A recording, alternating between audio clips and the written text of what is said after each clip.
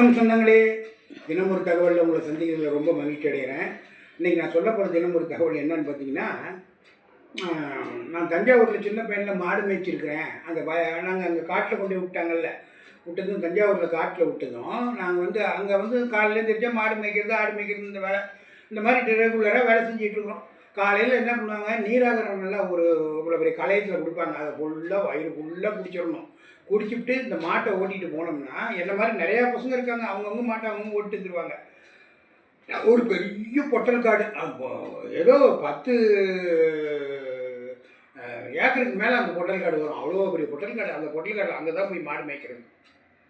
வீட்டிலேருந்து ஒரு 1.5 கிலோமீட்டர் கொண்டு போய் மாட்டை எப்படின்னா மூக்குனாங்கவர் போட்டு கழுத்தில் கவர் இருக்கும்ல, அந்த கவரை ஒரு காலில் அப்படி சுற்றிடுவாங்க.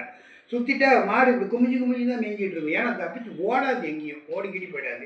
அதுக்காக அந்த மாதிரி கட்டி விட்ருவாங்க. கட்டி விட்டு நாங்கள் எப்பயுமே மாடுன்னா, நான் ஒரு 4 மாடு அந்த மாதிரி ஒரு 3 மாடு 5 மாடு 7 மாடு இப்படி கொண்டு வருவாங்க. எல்லாம் விட்டுட்டு பசங்களாம் சேர்ந்து நாங்கள் விளையாண்டுட்டு இருப்போம். ஏதாவது ஒரு விளையாட்டு விளையாண்டுட்டு இருப்போம். நண்டை பிடிச்சி சுடுவோம். இந்த மாதிரிலாம் செஞ்சுட்டு இருப்போமா. ஒரு மாடு எப்படி வழக்கமாக போகிறப்ப ஒரு மாடு கத்துது. எங்களுது இல்லை, என்னது இல்லை, பார்க்குறதுன்னு ஒரு பையனுது. என்னடா கத்துதுன்ட்டு எல்லாம் விட்டுட்டு ரொம்ப நேரம் கத்துருச்சு, கண்டுக்கல, சும்மா கத்துமுன்னு. அங்கே போய் பார்த்தா நல்ல பெரிய பாம்புங்க, கட்டுவிரியா பாம்பு. அது ஏதோ ஒரு கட்டுவிரியான்னு சொல்கிறாங்க.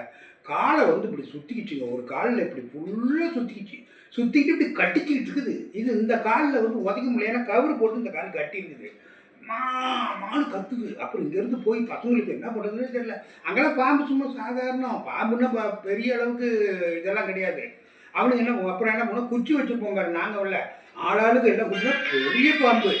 அந்த குச்சியை பிடிச்சி அழுத்தி அந்த பாம்பை அப்படியே மெதுவாக எடுத்து சாவடித்து எடுத்து வாட்டி அந்த கால் பூரா அப்படியே சுற்றி செவச்சோன்னு ஆகி போச்சுங்க. ரத்தம் கட்டிக்கிட்டு அப்படியே தான் இருக்குப்பா. மாடால் நடக்க முடியல. அப்புறம் மாட்டை ஓட்டிகிட்டு போய் வீட்டில் போனாங்க. 1 வாரம் தான் இருந்துச்சுங்க, செத்து போச்சுங்க மாடு. அந்த மாதிரி இந்த கதை உங்கள்கிட்ட சொல்லணும்னு இருந்தேன். நல்ல மாடுங்க, பெரிய மாடு, நல்ல மாடு. அதோட அது க்ளோஸ் ஆகிடுச்சு. அது ரொம்ப மனசுக்கு பாதிப்பாக இருந்துச்சு. அது நிறைய ட்ரிப்பு எங்களுக்கு மனசில் இருக்கும். எனக்கு அதை உங்கள்கிட்ட இன்றைக்கி நான் பகிர்ந்துக்கிட்டேன். பாய்.